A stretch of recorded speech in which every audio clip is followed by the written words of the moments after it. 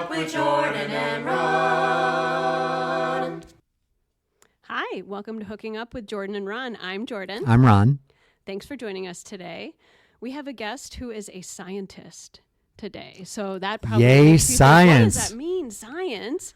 What? Yay, science. And she is a molecular biologist and other scientist words. It's Margo. It's Margo. Welcome, Margo. Hi, thanks. Thanks for having me. This is exciting. We're glad you're here. We have so much to talk about. And, you know, Margo, like myself, is also divorced and doing pretty good. I'd say loving it, right? Yeah, definitely. Yeah. How recently divorced are you? It was finalized in June, but we separated officially in the new year, actually. Okay. So it's been close to a year, but also short at the same time. Sure. And were you together a long time prior to that? Yeah, about 9 years. Wow. Yeah, my ex and I were together collectively 11 years. But I'm almost coming up on being divorced as long as I was married, and so I need to like reconcile that in my brain. I don't know what that is yet, but for you, it's kind of early stages, maybe? Yeah, it's early stages, but also very, like, it feels like freedom for the first time in years. Wow. Oh, my gosh. Yeah, it's like a nice, like, oh, this is what life can be like. Sure. Oh, that's interesting. Yeah. But isn't it like you're like totally back to square one? I don't know that I would say square one, because square one would be like 25-year-old Margo who didn't know their worth or like have the experiences I had in the last 9 years. So 35-year-old Margo says like, no, I feel like I'm a few steps ahead now. I get it. Great. That's a great feeling. That's really great. What was the divorce process like? Was it messy? Was it easy? What did you do? I mean, both. I'll say that like the process of getting divorced sucks, but being divorced, being at the end of it is the best thing that's ever happened. Really? Wow. That's a great quote. It was amicable. Like we didn't hate each other. Okay, great. We just weren't making it work for each other. We weren't happy anymore, and we had tried countless like therapy and individual therapy, couples therapy, talking all the time, doing like temperature reads, and it just, we were not connecting. Sure. And it was just hard. miserable. Yeah. So it was pretty amicable. It was like, all right, I guess this is it, which made it really hard. Yeah. Because you don't hate someone. No. And it would have been nice. In some ways, it would have been like, man, it would be really nice if I just hated you, but I can't. No. Yeah. I'm not a bad person. Yeah, my endings are always very dramatic, and they're very easy when they're over, because then you're just like, I hate this person. I'm never going to talk to him again, and goodbye, you know? Wow. Which made that hard, because like I didn't Yeah. have that hate. I was like, you're a good dude. You're just not my dude. Sure. Yeah. Have you stayed friends? No. Okay, well, there you have it. Okay, yeah. We've definitely like, no, we're good. Bye. It's Yeah, official. But would you ever, if he like called and said, hey, you want to grab lunch, would you? Maybe in a couple years. I think as much as I think I've healed a lot, I think I still need the time for just me. And I think it's too soon to put in a we, even if it's a friendship we. That's a great way to look at it. Yeah, I've had that happen in the past where I thought it was like completely over, and then someone reapproaches you, and it's like, oh, what do I do with this? You know? I think there's still a little sting, like, and I think there's going to be for some period of time. Sure. Yeah. Sure. I would think so. How about now? I mean, was it difficult to start making new friends, or did you keep most of your friends, or what happened? Because I know a lot of times after divorce, you lose a lot of friends and you kind of have to start all over. But that's a really good question. So we had one like that lived in the area, one couple that we were both close friends with. Like he was close with one partner, I was close with the other partner. We basically were best friends with the opposite person. Sure. okay. And that has been difficult. I'm still friends with the one I was friends with. The one he is friends with, we don't talk. They said some pretty cruddy things that I've learned that's a boundary, that we don't say nasty things to people. Sure. Yeah. So that one was hard. But I also think in a lot of ways, I put so much energy into my marriage that I didn't have bandwidth to take care of myself, my needs, my wants, hanging out with people. So like in hindsight, I see that like I kind of slowly isolated myself, stopped seeing my friends less, stopped putting myself out more. So in some ways it's been easier because it's only me now that I take care of. Right. So I can put in that effort, and I've actually made new friends since the divorce. Hi, Jordan. Hi. Yeah, hello. And it's been really kind of beautiful to see that part of myself again Very that cool. I hadn't seen in a long time. Good for you. Good for you. Yeah, it took me a long time to do the same. And I sort of, like the friends we had together were couples, and they were either my friends first or his first. And so it sort of worked itself out naturally. But I know some of them and, miss each other and whatever. And anytime I would come back to that idea of, do I want to try to maintain a friendship with him in any way? I would start to think through, what does that mean? What does that look like? And it just didn't really make sense. And then when our marriage had to be annulled and then the Catholic Church became a big part of the process, that made it so complex. And that's not his fault, but it was my baggage at the forefront then. And I thought, gosh, I think it's better to just everybody move on, everybody do their thing. And it's not like he'd reached out and said, hey, do you want to go see a movie? You want to have a drink, whatever. But you know what I mean? There's a part of you that's like, gosh, I miss talking to this person about these things or running this by them or whatever, the partnership dynamics and friendship. But, I'm able to get those things from other places now. Yeah. Like I used to go to these mutual friends' house and like hang out after like on a random day. Right. And I do miss that, but I've also gotten some of those friendships elsewhere and realized that like it wasn't just them. They are not the only ones that can do those things with me. Right. And that's been good. I also want to say like if I didn't get married in a religious setting, does that mean that it didn't happen? Yeah, don't ask a cardinal. So in that case, did I even get divorced? Yeah, I don't know. That's really big life questions, Margo. Yeah. Yeah, but it certainly made it easier. Yeah. Oh, yeah. There was no religion, no kids. We did have to split the cats. But that actually worked out really well because the cats needed a divorce too. Yeah. That's so funny. It's interesting because I actually met Jordan's ex. We were at Walt Disney World and we had dinner at Raglan Road. And he really is a great person. Yeah, and we hit it off right off the bat. He and I like gabbed for 2 hours, Absolutely. blah, blah, He's a blah, cool blah. dude, yeah. And then the next time I see Jordan, she's like, oh, yeah, he's not in the picture anymore. Yeah. And I'm like, I what? was like, what's going on? I said, Jordan, what's your deal? Right. Like, what happened there? Yeah. I mean, I only met him for 2 hours. I didn't have to live with him, so. Oh, no, it's not that. It's, no one, it was, both sides of the circumstance, right? It takes two for things to not work out. So it was amicable as well. Oh, that's great. No harm, no foul. And he's remarried now, in fact. Oh, really? Yeah. That didn't take long. Which is very cool. Yeah. I mean, it took 5 years. That's, okay. All right. Ron. I didn't mean 5 years is like nothing, Yeah. Like, okay, no story there. Okay. No, there's really not a story there, actually. Yeah, the Catholic Church is the only story. Yeah. We could do an annulment episode. So, anyways, sorry. Tell me about the science world. Yeah, I was going to say, science time.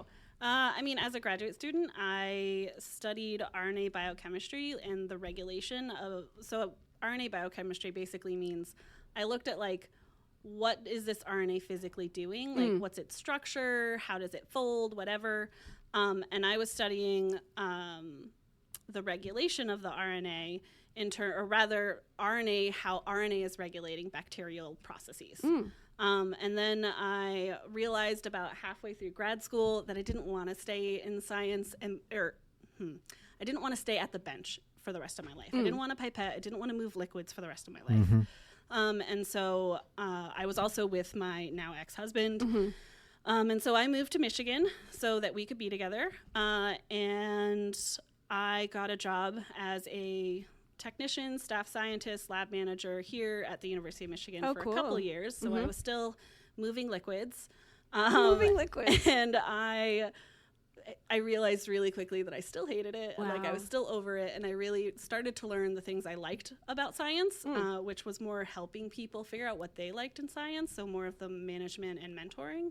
And so now I get to manage a team of people and mostly entry-level position, and I get to sort of help them figure out what their next steps are while we also do our job. So it's really satisfying. Gosh, how rewarding. Good for you. Thanks. Now, the only other time I think I've heard RNA referenced is with the COVID vaccine. Is that the right RNA? Is that the same RNA you're talking about? Yeah, it's so I studied bacterial RNA, so you're talking about eukaryotic. But still RNA is RNA, just some differences, but yeah. Okay. Basics, yes. Okay.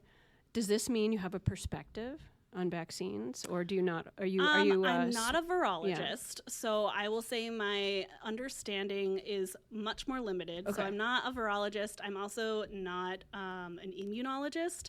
Those are way, like, I got a C+ in college, and I worked my tail off for that C+ in immunology. Wow. So it's not my specialty. Okay. Trust the doctors when they say take it, take it. Okay. Yeah. That's kind of my agree take with that. too. Me too. Yeah. Me too. How many times have you gotten a vaccine? I think I'm on 9 right now. Like currently, in your system from this year. So I've been and feeling also, fine. So pneumonia, flu.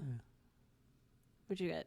Yeah, a bunch of other ones. Yeah, right? just like 9 COVIDs so far. Oh, you got boosted. Every time it mutates, they give you a booster. Oh, I wow. still need my booster. I got COVID for the first time this year, and it sucked. Yeah. That was awful. Did you get sick? Oh, yeah. Yeah. It just hurt so much. Well, I lived in Florida, and we didn't have COVID there, so. Well, yeah, there's a border, right? Right. And that's why everybody came to Florida and brought us COVID from up north, Sorry, Ron. Yeah. I mean, no, Ron DeSantis. I was not about you. Oh, the other, sorry. yeah. Sorry, that was a joke about. Yeah. They literally down there, they treated it like it was nothing. Wow. Like, are you kidding me? Wow. I did not, when I moved back to Michigan, I had not seen my first mask on a live person till I was back here in Michigan. So weird. Like it was unheard of. And like once I started doing vaccines, it was illegal to ask for a vaccine card. So there were consequences to that. Oh, for someone to show one. Like if you wanted to go to a show and you have to show that you have your vaccine card, it was illegal. There was like a $5,000 fine per person if you asked to see their vaccine card. Wow. So not surprisingly, suddenly there were no Broadway tours. There were no concert tours. There were no anything coming to Florida. Interesting. Yeah. So that would be very popular down there for the demographic. Yep. Yeah. So, but eventually, things kind of got better. Yeah. So how long have you been in the RNA world? I guess, I started in 2011. But I'm not really in it anymore, I would say. Like, I'm not an active bench scientist. I still read some stuff and find it interesting. But I guess since 2011 was when I was introduced to the field. That's so cool. Yeah, you probably read all those articles in Scientific American that I skip over and read the articles about archaeology. Well, the people are like, "Well, the RNA is going to integrate in with your DNA." I'm like, "No, it's not how it happens." Still, no, doesn't work that way. It doesn't work. Do you like correcting people? No. I don't like confrontation. Maybe this is why I'm divorced. Maybe is that my red flag? I don't know. I mean.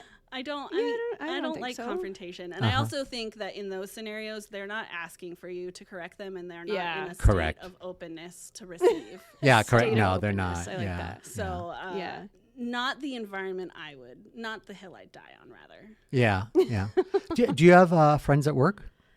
You mean that work just in general? Just in general. Yeah. So, I mean, I've met them through work. I have a couple. Actually, one of my closest friends happens to be my boss. It's just how it worked out. She was not my boss at first, and now she is. So that's been pretty nice to have that relationship. And it's actually worked out well, despite her moving into a position to be my boss. Like, we had really frank conversation of like, what is this going to look like? How do you want me to treat it? And she's a champ, and she's been awesome. Good. That's amazing. So you can't see Margo, but she has some hellacious tattoos. Hellacious? They're hellacious tattoos. They're gorgeous. There's no skulls. There's no skulls. No, it's all very. It reminds me. My organic. friend Heckin has a tattoo. I'll have to ask her to send us a picture so you can see it. But it's all these herbs, like it's like lavender and sage, but it's similar, like the black botanicals. Botanicals. That's a great word. Botanicals. Yeah, they're beautiful. They're flowers. There's vines. Yeah, really nice. It's a lot of work. I have a few. Cool. Like, I have a lot. I have a leg done too. Oh, do you? I do. Very cool. Oh, that's awesome. I happen to love tattoos. I have very small ones, Yeah, I started small, and then I just couldn't stop. Yeah, I was afraid that I couldn't stop either, so that's why they're all still small and under the shirt,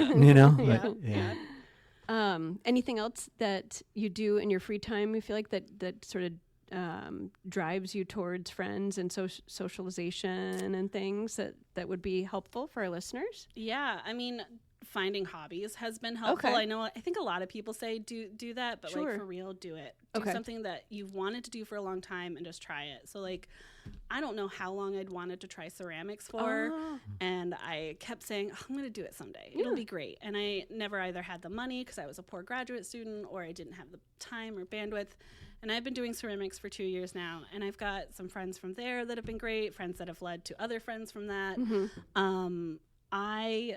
I love the hobbies that I've had, and they've really brought out a lot of things. Wow. They brought joy to my heart, too. Yeah, creating something. Yeah. That's fantastic. A lot of the people that we've had on have talked about hobbies and talked about, finding things that they love to do, and then sometimes finding new friends through those hobbies, through classes or through gaming or through trivia or other opportunities. Yeah. Well, and when you're going through something, we recently had a therapist on as a guest, and he mentioned, when you're going through something and feeling challenged, it's actually a great moment to push yourself outside, whether it's physically outside your home or just towards a direction that could lead to, to other connections. Yeah. I mean, having my ceramics class while we were separated and then made the decision to get a divorce was really hard because there were times I did not want to go to class. Sure. But I also knew that if I didn't go to class, I was going to sit at home and just cry. No, and that's not. And so I forced myself to go. It was one of my worst semesters. Wow. I